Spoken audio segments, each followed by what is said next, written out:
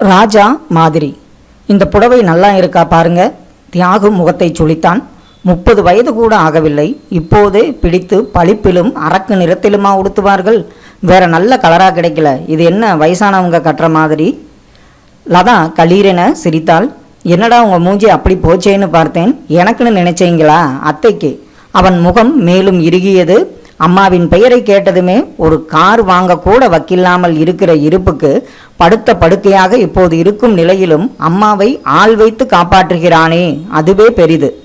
ஓரவஞ்சனை காட்டாது தம்பி சூர்யா மேல் காட்டிய அன்பில் 10 இல்லை 100 பங்கை தன்மேல் காட்டியிருந்தால் கூட எவ்வளவோ முன்னேறி இருக்கலாம். மழை பெய்தால் ஒழுகும் இந்த வாடகை வீட்டில் திண்டாடி கொண்டு இருக்க வேண்டாமே. தன்னையும் அறியாமல் வலதுகை கட்ட விரலையும் ஆள்காட்டி விரலையும் முன்பற்கள் 2 மேல் வைத்து அழித்து கொண்டிருந்த கணவனை ஏதும் விளங்காதவளாய் பார்த்தாள் லதா. புடவை நல்லா இல்லையா? குரலில் ஏமாற்றம். முகம் வாட வயசானவங்களுக்குன்னு கேட்டு எடுத்தேன். சிறுவயதில் தான் எவ்வளவு கஷ்டப்பட்டிருப்போம். எத்தனை அவமானங்கள்.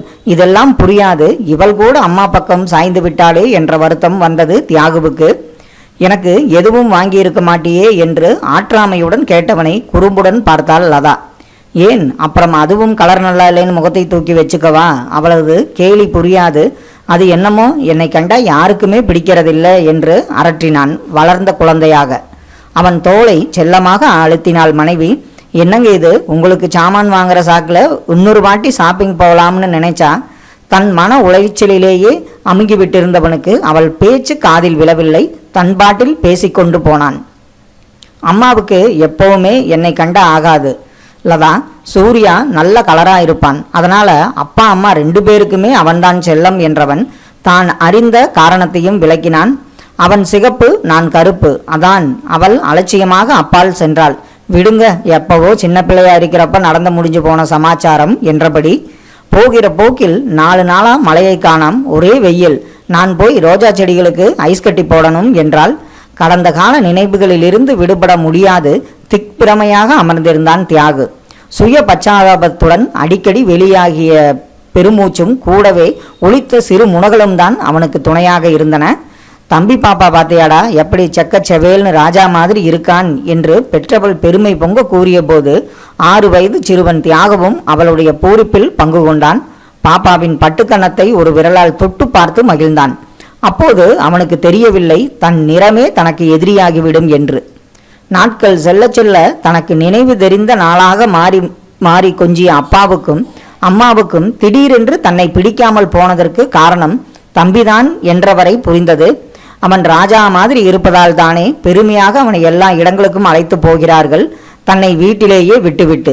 அன்று யாரோ சிநேகிதர் வீட்டில் பாடி காட்டினானாமே, அதற்கு எல்லோரும் கைதட்டினார்களாமே.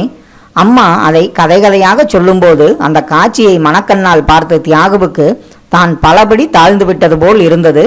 தன்னை மட்டும் உட்கார்ந்து படிடா, ஓயாம என்ன விளையாட்டு என்று மிரட்டத்தானே அப்பாவுக்கு தெரிந்தது.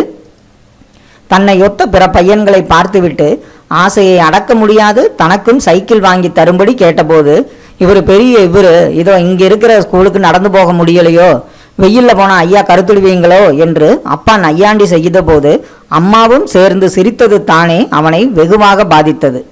சில ஆண்டுகள் கழித்து சூர்யா கேட்காமலேயே அவனுக்கு புதிய சைக்கிள். தியாகுவுக்கு அழுகை வந்தது.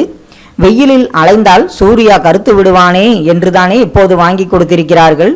அது ஏன் தானும் ராஜா மாதிரி சிவப்பாக இல்லை, நாம் பிறந்தே இருக்கக்கூடாது.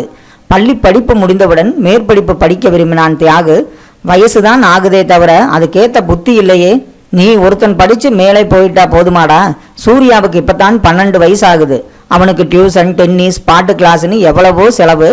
வீட்டுக்கு மூத்தவனா லட்சணமா சம்பாதிச்சு போடுவியா என்று ஒரே அடியாக அவன் வாயை அடைத்து விட்டார் அப்பா. அதன் பின் சூர்யாவை 15 வயதிலேயே அண்டை நாடாகிய சிங்கப்பூருக்கு படிக்க அனுப்பிய போதும் அவன் கேட்ட போதெல்லாம் பணத்தை அனுப்பிய போதும் தான் சிறுக சிறுக சாவதைப் போல் இருந்தது தியாகுவிற்கு. தட்டி கேட்பவர் எவரும் இல்லாததால் மனம் போன போக்கில் நடந்த சூர்யா சில வருடங்களிலேயே உடலெல்லாம் வியாதியுடன் வந்து நின்றான். அம்மாதான் ஒரேடியாக அழுதாள். தங்க விக்கிரகம் மாதிரி இருப்பியே, இப்படி போயிட்டியேடா கண்ணா என்று. தியாகுவுக்கும் வருத்தமாக இருந்தது. தனக்காக என்றாவது இப்படி உருகி இருப்பார்களா இந்த அம்மா? இளைய மகன் தீய வழியில் போகிறான் என்று சந்தேகமற புரிந்தாலும் வயசு கோளாறு என்று அம்மா அவனுக்கு மன்னிப்பு அளித்தாள். கேட்டபோதெல்லாம் பணம் கொடுத்தாள். அது போதாது, தனது போதை பழக்கத்தின் தேவைக்காக வீட்டிலேயே திருட ஆரம்பித்தான் சூர்யா. அதன் பின் வீட்டுக்கு வருவதே அபூர்வமாகி இறுதியில் அவன் போன இடமே தெரியாமல் போயிற்று. அப்போது அதிர்ச்சியில் படுக்கையில் விழுந்தவள்தான். அடுத்தடுத்து நடமாட்டம், பேச்சு என்று ஒவ்வொன்றாக இழந்தாள் அம்மா. இன்னுமா அப்படியே உட்கார்ந்திருக்கீங்க? புன்சிரிப்புடன் வந்து அவன் அருகே அமர்ந்து கொண்டாள் லதா. கள்ளம் கபடமில்லாமல் இருக்கும் இவளையும் தன்னுடன் கலங்க வைப்பானேன் என்று தோன்ற, உனக்கு எதுவும் எடுக்கல என்று கேட்டு வைத்தான் தியாகு. அது கிடக்கு, அத்தையை நினைச்சா பாவமா இருக்குங்க. ஒரே அடியா செல்லம் கொடுத்து தானே சின்னவரை கெட்டிலைய வச்சுட்டோமே அப்படின்னு உள்ளுக்குள்ளேயே அழுதுகிட்டு இருக்காங்க. வாயை திறந்து சொல்லவும் வழி இல்லாம போயிடுச்சு பாவம் என்று அடிக்கலதா.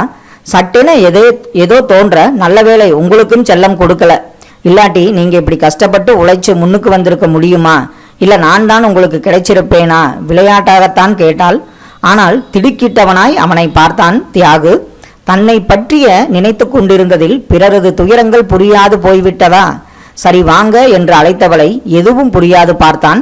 உங்களுக்கு ஒரு சட்டை பார்த்து வச்சுட்டு வந்திருக்கேன், போய் வாங்கிட்டு வரலாம்.